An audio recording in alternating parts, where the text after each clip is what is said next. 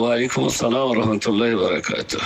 বোম্বাই মহারাষ্ট্রে বাথরুমগুলো পূর্ব আর পশ্চিম করা আছে, পূর্ব আর পশ্চিম করা আছে।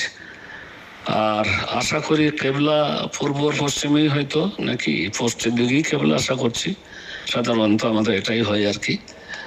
তো যেটা আপনাদের সমস্যা সেটা হচ্ছে যে পূর্ব পশ্চিম, আর পশ্চিমে তো কেবলা কাবা ইত্যাদির ব্যাপার আছে আর কি। কিন্তু মনে রাখতে হবে একটি কথা, যে আল্লাহ রসুল সাল্লাল্লাহু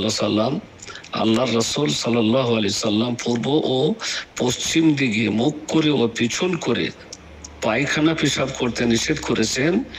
খোলা মাঠে, মানে একেবারে খোলা মাঠে যদি কেউ পেশাব পায়খানা করে, যাদের কেবলা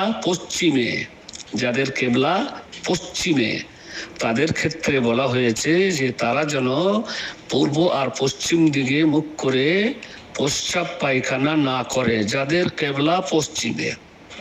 কিন্তু যাদের কেবলা হবে উত্তরে কিংবা দক্ষিণে, তারা আবার উত্তর দক্ষিণ করে বসতে পারবে না, পেশাব পায়খানা করতে পারবে না।